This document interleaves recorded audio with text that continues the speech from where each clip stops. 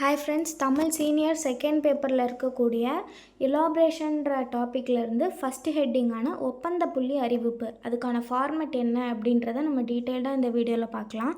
Second பேப்பரை பொறுத்த வரைக்கும் நீங்கள் என்ன பண்ணணும் அப்படின்னா, ஃபுல்லாக ஸ்ட்ரோக் எழுதணுமா அப்படின்னு கேட்டிங்கன்னா கண்டிப்பாக அவசியமே இல்லை. அதுவும் மெயினாக எலாபரேஷனுக்கு நீங்கள் சில இன்ஃபர்மேஷன்ஸ் தான் இருக்கும், சில டேட்டு டைமு அது என்ன அப்படின்றத நான் வீடியோவில் சொல்கிறேன்.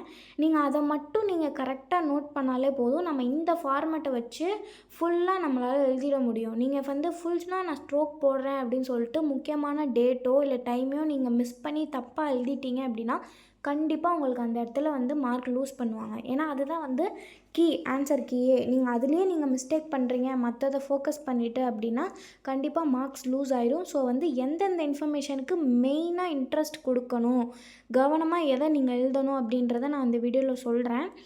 அதை மட்டும் எழுதிட்டு நம்ம இந்த ஃபார்மேட்டை யூஸ் பண்ணி எழுதும்போது கண்டிப்பாக உங்களுக்கு ஃபுல் மார்க் எடுக்கிறதுக்கு ஈஸியாக இருக்கும். ஃபஸ்ட்டு நம்ம ஃபார்மேட்டை மட்டும் நான் உங்களுக்கு எக்ஸ்பிளைன் பண்ணுறேன். இந்த ஃபார்மேட்டை நீங்கள் புரிஞ்சுக்கிட்டாலே உங்களால் எந்த கொஷினாலும் நீங்கள் ஈஸியாக எழுதிட முடியும். இந்த ஃபார்மேட்டை வச்சு ஒரு எக்ஸாம்பிளும் நான் உங்களுக்கு லாஸ்ட்டாக சொல்லும்போது உங்களுக்கு இன்னும் கிளியராக புரியும். அது புரியாமையும் ஏதாவது டவுட் இருந்துச்சு அப்படின்னா மறக்காமல் கமெண்ட் பண்ணுங்கள், நான் உங்களுக்கு ரிப்ளை பண்ணுவேன். நம்மளுக்கு ஒரு டிக்டேஷன் போடுவாங்கள்ல, அந்த டிக்டேஷன்லேயே அந்த ஒப்பந்த புள்ளி எந்த ஆஃபீஸ்லேருந்து வருது, மெயினாக ஆஃபீஸ் நேம் தான் வரும். மதுரை மாநகராட்சி அலுவலகம், சென்னை மாநகராட்சி அலுவலகம், இந்த மாதிரி தான் வரும்.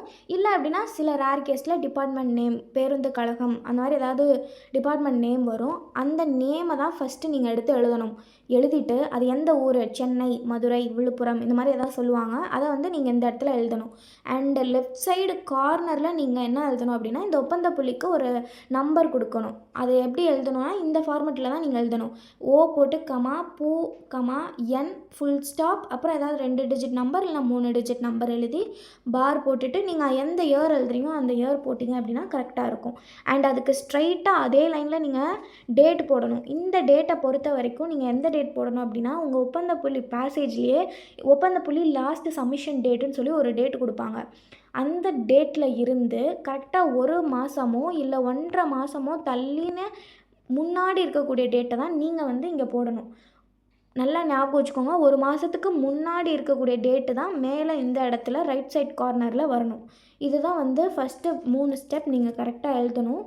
இது எழுதினக்கப்புறம் நீங்கள் ஒப்பந்த புள்ளி அறிவிப்பு அப்படின்னு சொல்லி இது 2த்துக்கும் சென்டராக நீங்கள் பெரிய ஹெட்டிங் மாதிரி எழுதிட்டு நீங்கள் பேசேஜில் எந்தெந்த இன்ஃபர்மேஷனை நீங்கள் மிஸ் பண்ணாமல் நோட்டீஸ் பண்ணணும் அப்படின்னா, ஃபஸ்ட்டு கண்டெக்ஸ்ட், எதுக்காண்டி இந்த ஒப்பந்த புள்ளி விடுறாங்க அப்படின்னு சொல்லி ஃபஸ்ட்டு எடுத்தோன்னே அதை தான் சொல்லுவாங்க. ஸோ அதுக்கு நீங்கள் மிஸ் பண்ணாமல் எல்லா ஸ்ட்ரோக்கும் போட்டுறணும். ஃபார் எக்ஸாம்பிள், கட்டிடம் கட்டுறதுக்கு ஒப்பந்த புள்ளி வரவேற்கப்படுகிறது, அந்த மாதிரி ஏதாவது சொல்லுவாங்க. அப்போ நீங்கள் மெயின் கண்டென்ட் என்ன, கட்டிடம் கட்ட அப்படின்னு சொல்லிட்டு அந்த கண்டென்ட்ஸ் தான் நீங்கள் நோட் பண்ணி வச்சிடணும். நெக்ஸ்ட்டு என்ன சொல்லுவாங்க அப்படின்னா, அதுக்கான வேலை மதிப்பு என்ன அப்படின்னு சொல்லுவாங்க. மொத்த தொகை இவ்வளோ அப்படின்னு சொல்லுவாங்க. அந்த தொகையை மட்டும் நீங்கள் எப்படி நோட் பண்ணிக்கலாம் அப்படின்னா, வேலை மதிப்பு அப்படின்னு போட்டுட்டு 20,000 ரூபாய், இந்த மாதிரி நீங்கள் அந்த நோட்டீஸ் பண்ணிக்கலாம். 3வது என்ன சொல்லுவாங்க அப்படின்னா, முன் வைப்பு தொகை அப்படின்னு சொல்லுவாங்க. அதை நீங்கள் எப்படி எழுதிக்கலாம்னா, முன் வைப்பு தொகை அப்படின்னு போட்டுட்டு அதுக்கு ஏதாவது நம்பர் சொல்லுவாங்களோ அந்த நம்பரை நீங்கள் இந்த மாதிரி நோட்டீஸ் பண்ணிக்கலாம். நெக்ஸ்ட்டு படிவத்தின் கட்டணம், அந்த ஃபார்மை வாங்குறதுக்கு ஒரு அமௌண்ட் சொல்லுவாங்க, லைக் 200 ரூபா 300 ரூபா அப்படின்ட்டு. அப்போ படிவத்தின் கட்டணம் இப்படி போட்டுட்டு அது எவ்வளோ ரூபா, 400 ரூபானா 400 ரூபா, அந்த மாதிரி எழுதி வச்சுக்கோங்க. இப்படி எல்லாமே இதை நோட்டீஸ் பண்ணால் மட்டும் போதும். இந்த கண்டென்ட் தான் மெயின், இதை மிஸ் பண்ணாமல் நீங்கள் நோட்டீஸ் பண்ணி வச்சுருங்க. நெக்ஸ்ட்டு அந்த எப்போ சப்மிட் பண்ணணும் அப்படின்னு சொல்லுவாங்க. அது டேட்டும் டைமும் சொல்லுவாங்க. அந்த டேட் அண்ட் டைமை நீங்கள் நோட்டீஸ் பண்ணணும். நெக்ஸ்ட்டு அதே நாள் அன்னைக்கு ஈவினிங் இத்தனை மணிக்கு நாங்கள் ஒப்பந்தக்காரர்கள் முன்னாடி ஓப்பன் பண்ணுவோம் அப்படின்னு ஒரு டைம் சொல்லுவாங்க. அந்த டைமும் நீங்கள் நோட்டீஸ் பண்ணி எழுதிடணும். இதுதான் மெயின். இந்த டேட்டாவை நீங்கள் எக்காரணத்தை கொண்டும் மிஸ் பண்ணிடக்கூடாது. நீங்கள் மற்றது எல்லாத்துக்கும் ஸ்ட்ரோக் போடுறேன் அப்படின்னு சொல்லிட்டு இதில் ஏதாவது ஒன்று மிஸ் பண்ணிங்கனாலே கண்டிப்பாக உங்களுக்கு மார்க் லூஸ் ஆகும். ஸோ இந்த 6 பாயிண்ட்டும் மெயினாக நீங்கள் நோட்டீஸ் பண்ணி நம்ம சொன்ன ஃபார்மேட்டை அப்ளை பண்ணி எப்படி ஒரு கரெக்டான ஃபார்மேட்டில் ஒப்பந்த புள்ளி அறிவிப்பை எழுதலாம் அப்படின்னு சொல்லி ஒரு எக்ஸாம்பிள் எடுத்துகிட்டு வந்திருக்கேன்.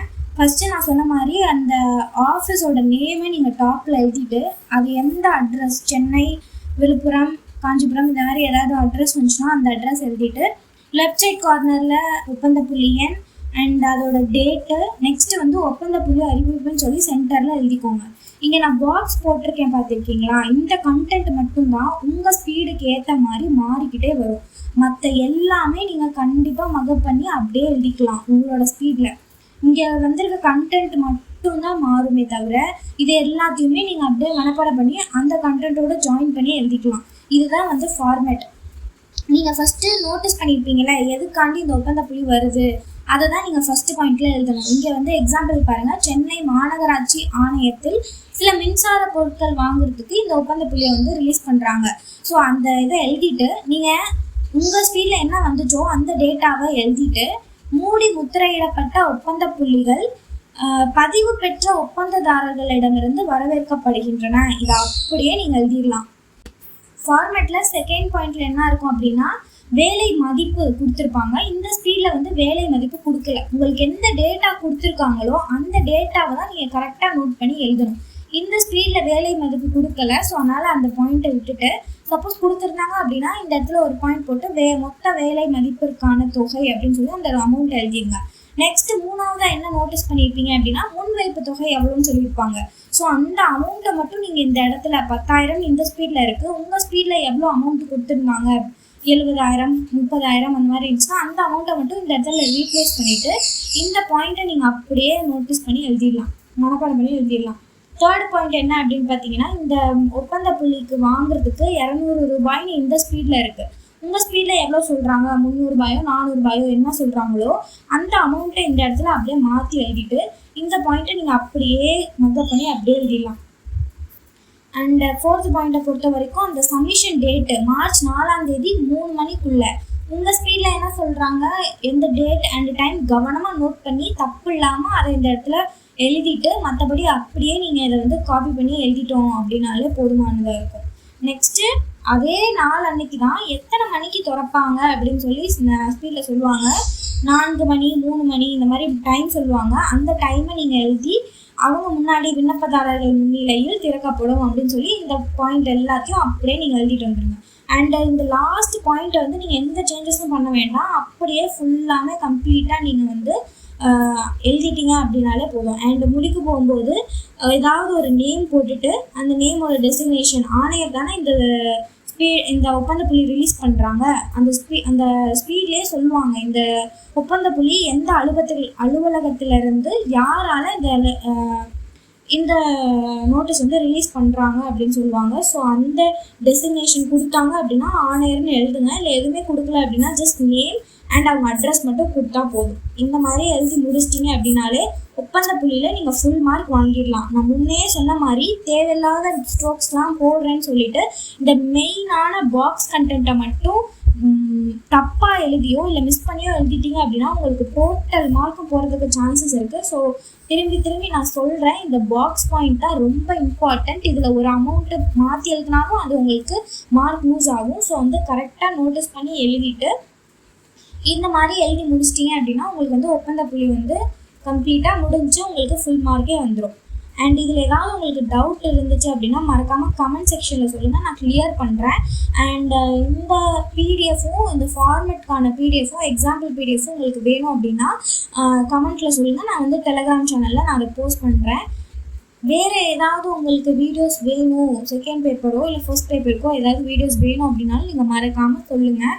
இந்த வீடியோவை உங்கள் ஃப்ரெண்ட்ஸ்க்கும் உங்கள் கூட படிக்கிற ஃப்ரெண்ட்ஸ்க்கும் ஷேர் பண்ணி அவங்களுக்கும் யூஸ்ஃபுல்லாக இருக்கிற மாதிரி செய்யுங்க. அண்ட் லைக் பண்ணுங்கள், சப்ஸ்கிரைப் பண்ணுங்கள். இன்னும் அடுத்தடுத்து நிறையா ஃபார்மேட் வீடியோஸில் பார்க்கலாம். பாய், தேங்க்யூ.